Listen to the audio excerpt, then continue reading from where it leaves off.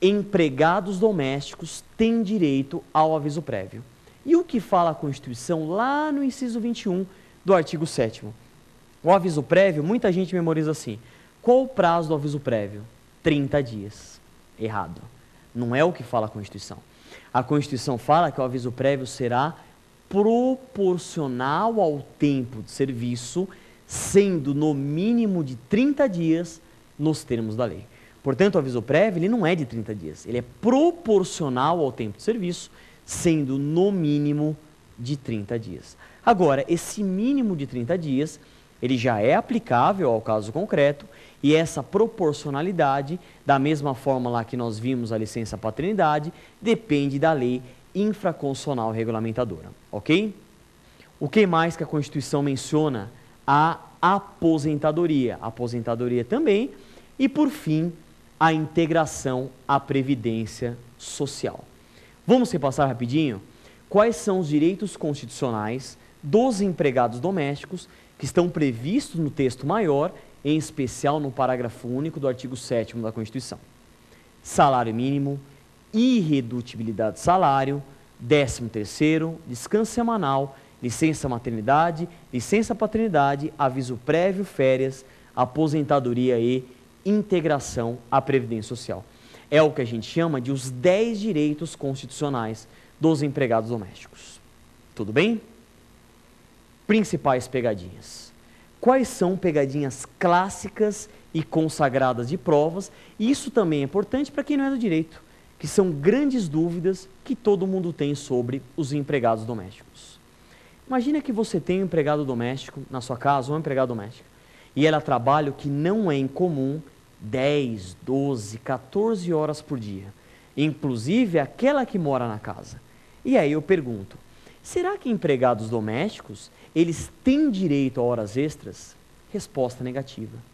Empregado doméstico não tem direito a horas extras. Por quê?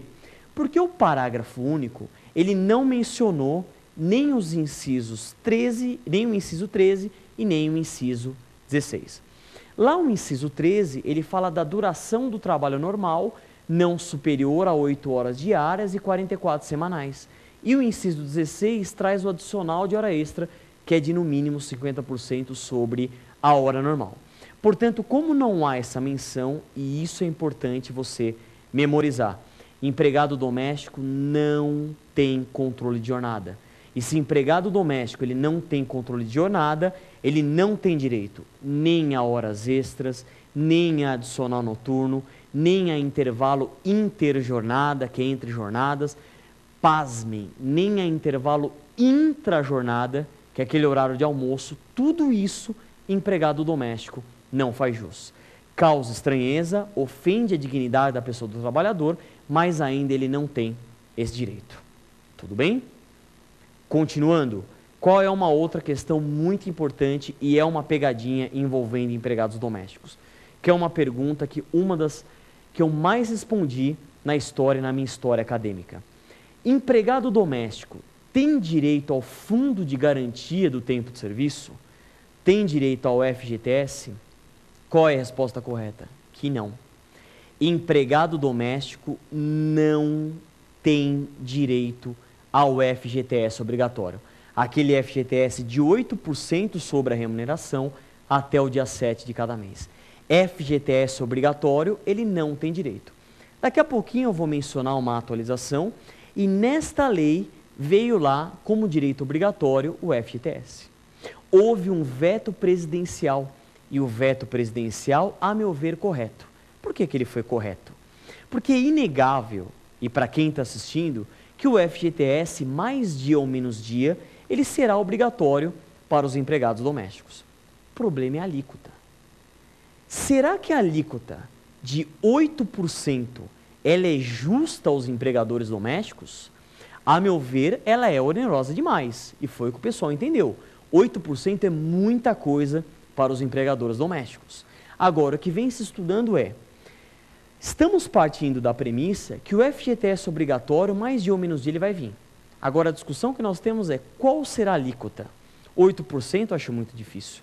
Eles estão estudando ou 4%, que seria a metade, ou 2%, que é a alíquota do FGTS do aprendiz. Quem sabe passe 2%. Mas para quem está fazendo provas, se cair lá, o FGTS é um direito obrigatório dos empregados domésticos? Resposta, não. Tudo bem? Só que não acabou por aí.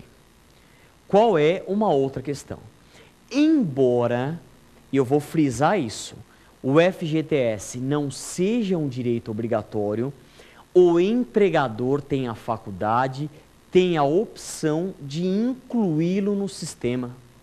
Portanto, a inclusão no sistema do FGTS é facultativa. Se o empregador quiser, ele pode incluir sim o empregado doméstico no sistema do FGTS. Existem algumas famílias que têm um carinho muito grande pelos empregados domésticos que acabaram optando pela inclusão. Tudo bem? Então veja, o FGTS não é um direito trabalhista obrigatório conferido aos empregados domésticos. Todavia, a inclusão no sistema é facultativa, por iniciativa do empregador doméstico, e uma vez incluso no sistema, torna-se irretratável. Então é isso, pessoal. Vimos os principais aspectos de empregados domésticos. Não se preocupem, a gente vai ver mais detalhes ainda no próximo bloco. Pergunte ao professor, perguntas enviadas no nosso e-mail, ok? Vamos a ele.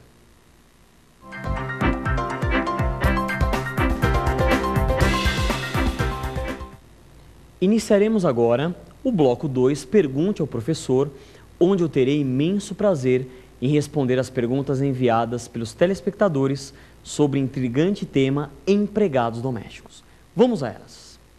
Professor Leone, uma diarista trabalha na minha casa 2 vezes por semana. Há o risco de ela entrar com reclamação trabalhista e a Justiça do Trabalho reconhecer o vínculo de emprego doméstico?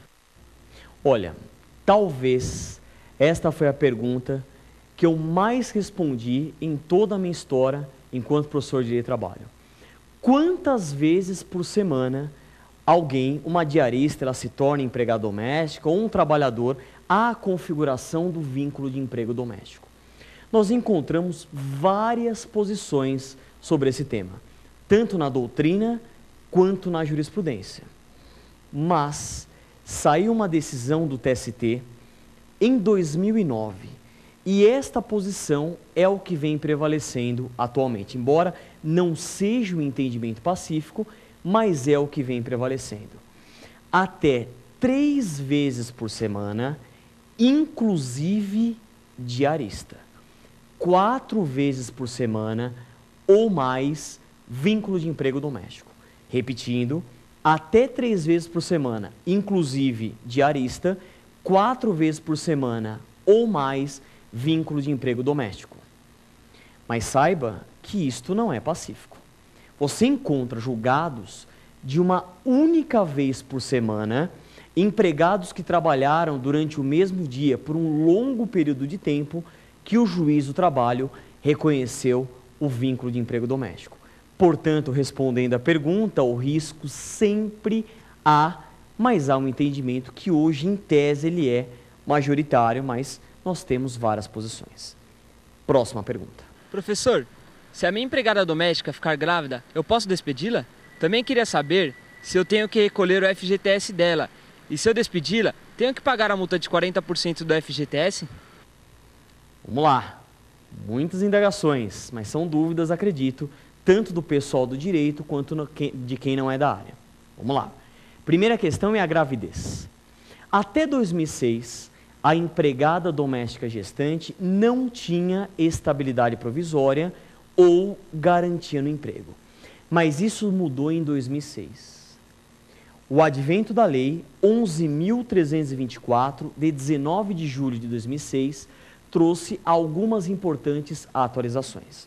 E a mais importante é que hoje uma empregada doméstica gestante tem direito à estabilidade provisória ou garantia no emprego, que começa quando vai na confirmação da gravidez até 5 meses após o parto. Da confirmação da gravidez até 5 meses após o parto. E nesse período, o empregador